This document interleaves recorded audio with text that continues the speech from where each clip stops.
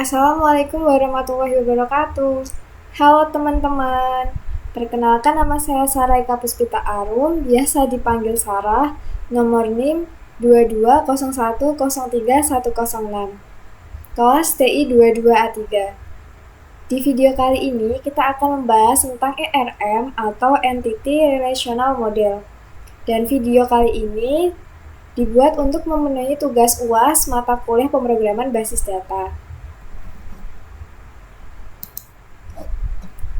Di video kali ini kita belajar apa aja sih? Nah, yang pertama kita belajar Entity Relational Model, yang kedua notasi ERM, yang ketiga entitas kuat dan lemah, yang keempat tipe atribut, dan yang kelima relationship. Definisi database. Apa sih database itu? Database digunakan untuk menyimpan, mengelola, dan menggunakan data secara efektif dan terstruktur. Struktur data ini bisa dirancang dengan beberapa cara. Salah satunya disebut Entity Relationship Modeling atau ERM. ERM adalah Entity Relationship atau diagram yang menunjukkan hubungan antar entitas atau data. Model data memerlukan notasi grafis untuk mempresentasikannya. Konsep model. Model data adalah kumpulan perangkat konseptual untuk menggambarkan data, hubungan data, semantik atau makna data, dan batasan data. Model data digunakan untuk menggambarkan struktur data yang akan disimpan dalam database. Model ER, Model Entity Relationship, adalah model data yang digunakan untuk menggambarkan entitas, atribut, dan hubungan antar entitas. Entitas adalah objek di dunia nyata yang dapat diidentifikasi. Atribut adalah karakteristik dari suatu entitas. Dan hubungan adalah koneksi antara dua atau lebih entitas. Simbol notasi ER yang biasa digunakan adalah yang pertama berbentuk kotak yang bernama entitas, yang kedua berbentuk oval atau atribut, yang ketiga berbentuk layangan atau relationship. Entitas ada weak entity atau entitas lemah, atribut ada multi-value atribut, atribut yang bernilai banyak, dan weak relationship atau relasi hubungan yang bersifat lemah. Entitas. Sebutan lain dari entitas adalah record atau file. Setiap entitas memiliki identitas yang unik yang membedakan dari entitas lain. Identitas entitas dapat berupa nomor ID, nama, atau atribut lain yang bersifat unik. Contoh, entitas penduduk, entitas pegawai, entitas kota, dan lain-lain. Misalnya, ada pegawai dalam database perusahaan, produk dalam database toko, dan kota dalam database peta. Contoh tabelnya, di sini ada tabel yang berisi nomor, NIK, nama, dan alamat. Untuk nomor, kolom nomor ke bawah ada nomor 1, 2, dan 3, ini merupakan himpunan entitas. Dan untuk nomor, NIK, nama, alamat, ini merupakan atribut. Dan untuk data per barisnya ini disebut dengan record atau file atau juga entitas. Tipe entitas. Entitas dibagi menjadi dua, yaitu entitas kuat atau strong entity dan entitas lemah atau weak entity. Entitas kuat adalah entitas yang berdiri sendiri dan tidak bergantung pada entitas lain. Entitas yang kuat akan selalu memiliki kunci utama. Sedangkan entitas lemah atau weak entity adalah entitas yang tidak dapat berdiri sendiri. Entitas lemah bergantung pada entitas kuat untuk mengidentifikasinya. Nah, di sini ada contoh, ada entitas penduduk dan entitas pekerjaan. Di sini entitas penduduk memiliki atribut NIK, nama, agama, dan jenis kelamin. Untuk entitas pekerjaan memiliki NIK dan nama. Entitas pekerjaan adalah entitas lemah. Kenapa? Karena kalau tidak ada penduduk, entitas pekerjaan tidak akan ada. Nah, karena itu penduduk disebut sebagai entitas kuat atau strong entity, sedangkan pekerjaan disebut entitas lemah atau weak entity. Atribut. Atribut adalah karakteristik dari suatu entitas. Atribut dapat berupa data numerik, teks, atau data lainnya. Atribut digunakan untuk menggambarkan entitas dan untuk membedakan entitas satu dengan entitas lainnya. Jenis atribut dibagi menjadi 3. Yang pertama, simple dan composite atribut. Yang kedua, single value dan multi value atribut. Yang ketiga, derivative atribut. Simple dan composite atribut. Simple atribut atau atribut sederhana adalah atribut yang tidak dapat dibagi lagi menjadi atribut yang lebih kecil. Atribut sederhana hanya memiliki satu nilai untuk setiap entitas. Contohnya, nick, name, ID. ID ini bisa ID barang, ID pegawai, dan lain-lain.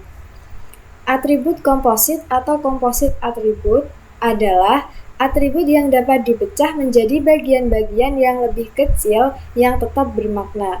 Atribut komposit terdiri dari beberapa sub-atribut yang memiliki makna berbeda namun memiliki informasi yang sama. Contohnya, riwayat pendidikan terdiri dari atribut nama sekolah, jurusan, tahun lulus, dan IPK.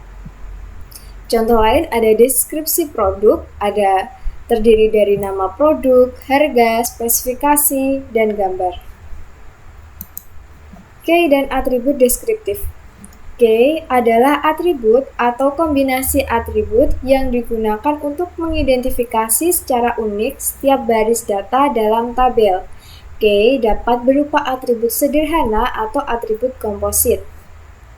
Yang pertama ada foreign key. Foreign key adalah key yang mengacu ke primary key dari tabel lain. Foreign key digunakan untuk menghubungkan dua tabel. Super key. Super key adalah kumpulan atribut yang dapat mengidentifikasi secara unik setiap baris data dalam tabel.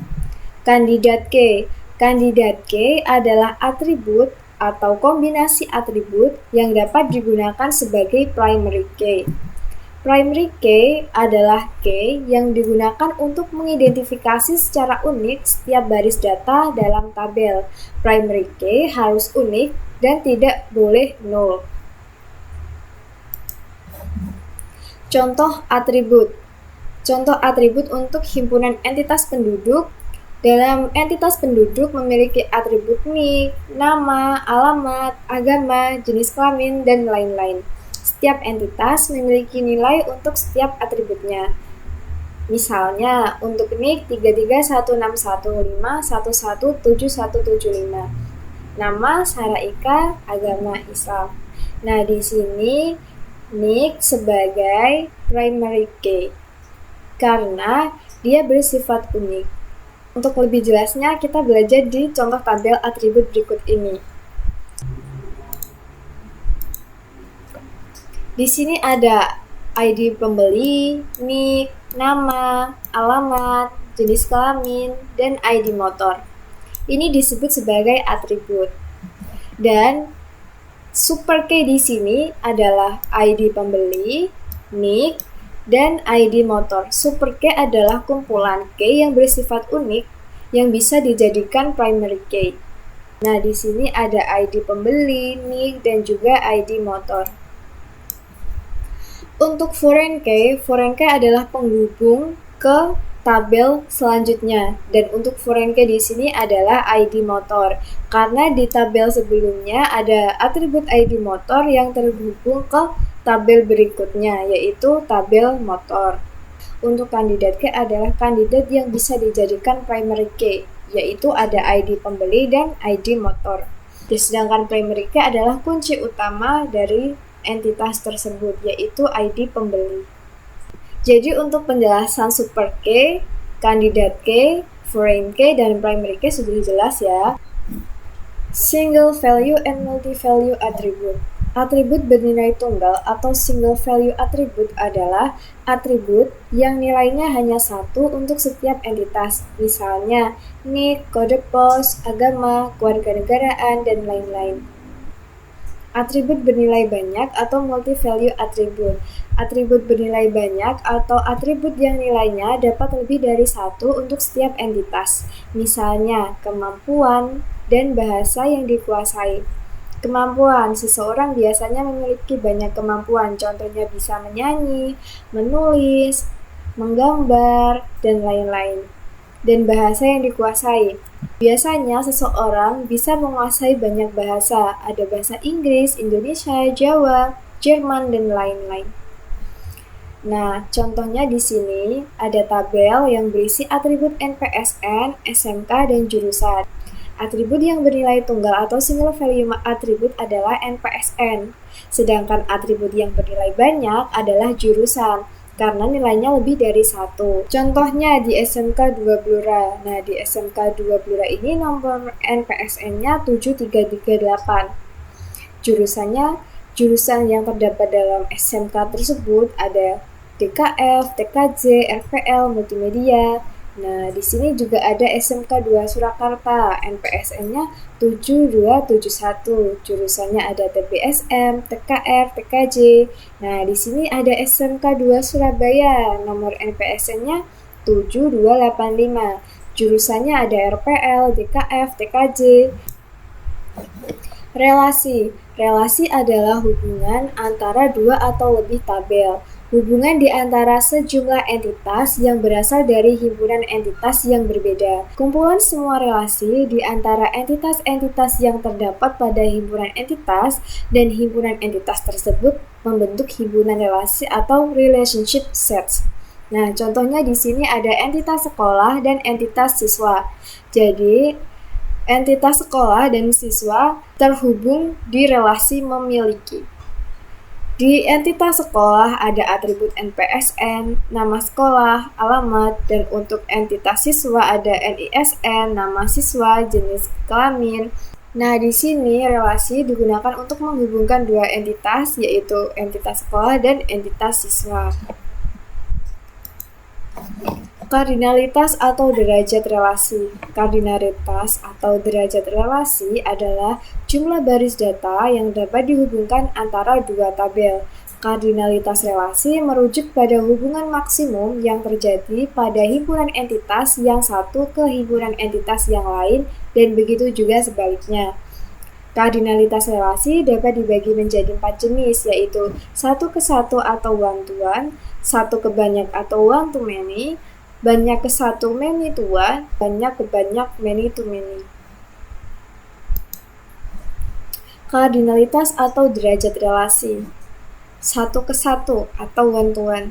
Relasi di mana setiap baris data dalam tabel pertama hanya dapat berhubungan dengan satu baris data dalam tabel kedua atau sebaliknya. Contohnya, satu karyawan memiliki satu rekening bank dan satu rekening bank hanya dimiliki oleh satu karyawan. Contoh lain, satu orang memiliki satu paspor dan satu paspor hanya dimiliki oleh satu orang. Contoh lain lagi ada satu kendaraan hanya memiliki satu nomor polisi dan satu nomor polisi hanya dimiliki oleh satu kendaraan. Untuk diagramnya contohnya seperti ini. Nah, di sini contohnya ada satu karyawan memiliki satu rekening. Jadi relasinya adalah seperti ini. Satu karyawan memiliki satu rekening. Satu rekening dimiliki oleh satu karyawan. Ada lagi yaitu satu orang memiliki satu paspor. Satu orang memiliki satu paspor. Satu paspor dimiliki oleh satu orang. Satu kendaraan memiliki satu nomor polisi dan satu nomor polisi dimiliki oleh satu kendaraan.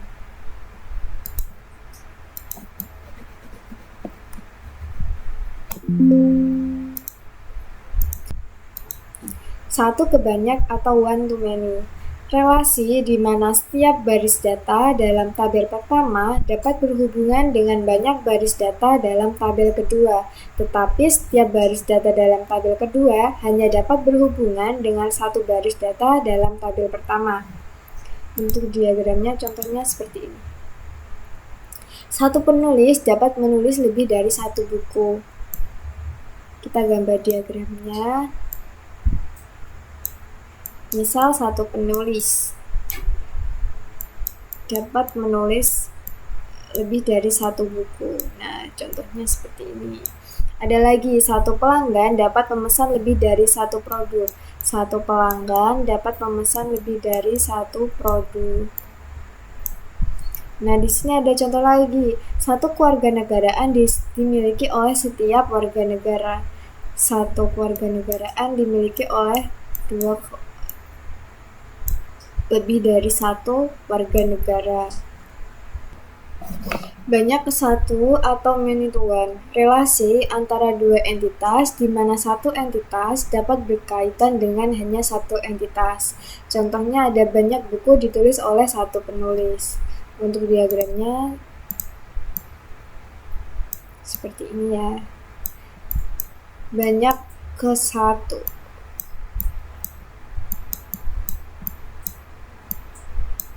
Nah, contohnya banyak buku ditulis oleh satu penulis. Banyak produk hanya dapat dipesan oleh satu pelanggan. Banyak karyawan bekerja dalam satu divisi. Banyak warga negara dalam satu negara.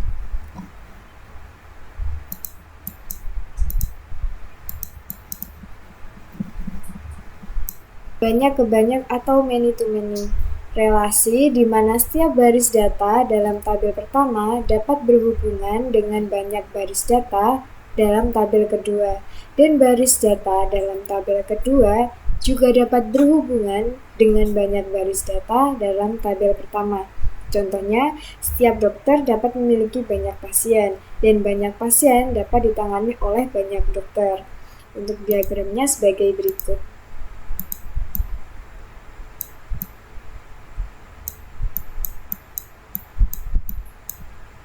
Nah, setiap peserta dapat mengikuti banyak lomba. Setiap peserta dapat mengikuti banyak lomba, dan banyak lomba dapat diikuti oleh banyak peserta. Setiap aktor dapat membintangi banyak film. Setiap aktor dapat membintangi banyak film, dan setiap film dapat dibintangi oleh banyak aktor. Untuk studi kasus ERM ini adalah studi kasus yang ada pada tabel pegawai dalam perusahaan. Nah, di sini ada atribut ID pegawai, NIK, nama, jenis kelamin, nomor telepon, alamat, kode departemen. Nah, di sini super key-nya apa aja sih? Nah, super key di sini adalah ada ID pegawai, NIK, dan juga kode departemen. Nah, untuk foreign key-nya adalah kode departemen karena menghubungkan ke tabel departemen. Sini ya. Untuk kandidat key-nya apa aja sih? Kandidat key-nya yaitu ID pegawai dan kode departemen. Untuk primary key-nya adalah ID pegawai. Nah, di sini kita akan membahas entitas dan atribut dalam studi kasus tersebut. Di sini ada dua entitas, yaitu entitas pegawai dan entitas departemen. Untuk entitas pegawai memiliki atribut ID pegawai, NIK, nama, jenis kelamin, nomor telepon, alamat, dan kode departemen. Dan untuk entitas departemen memiliki atribut kode departemen, divisi, gedung, jabatan, dan gaji. Entitas kuat di sini adalah pegawai dan entitas lemah di sini adalah departemen. Untuk super key di sini ada ID pegawai, NIK, kode departemen. Kita sudah pernah bahas super key sebelumnya. Super key adalah sekumpulan atribut yang memiliki nilai unik. Nah, di situ ada ID pegawai, NIK, dan kode departemen. Untuk foreign key-nya adalah penghubung. Penghubung di sini adalah kode departemen. Dan kandidat key adalah kandidat yang bisa dijadikan primary key. Di sini ada pegawai dan kode departemen. Untuk primary key-nya sendiri adalah ID pegawai. Atribut deskriptif ada nama, alamat. Atribut deskriptif ini ada nama awalan, nama tengah, nama akhir, alamat ada nama jalan, RT, kota. Nah, atribut bernilai tunggal ada ID pegawai, NIK, dan kode departemen. Atribut bernilai tunggal adalah atribut yang memiliki nilainya hanya satu.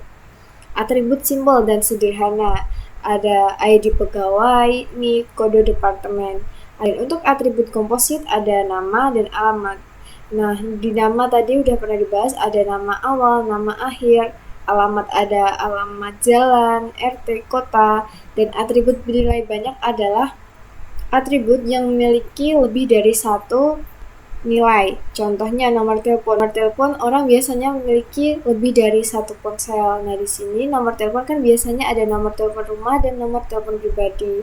Dan jadi nomor telepon merupakan atribut yang bernilai banyak. Relasi satu ke satu atau one to one. Satu pegawai bekerja dalam satu departemen. Satu pegawai bekerja dalam satu departemen. Satu ke banyak atau one to many. Satu departemen memiliki banyak pegawai. Contohnya, departemen keuangan memiliki lebih dari 2 pegawai. Banyak ke satu atau many to one. Banyak pegawai bekerja dalam satu departemen. Kan ada banyak orang dalam satu departemen. Banyak ke banyak atau many to many. Banyak departemen memiliki banyak pegawai. Banyak departemen ada banyak pegawai. Nah, di sini adalah many to many. Nah, untuk ERD-nya di sini ada entitas pegawai dan entitas departemen.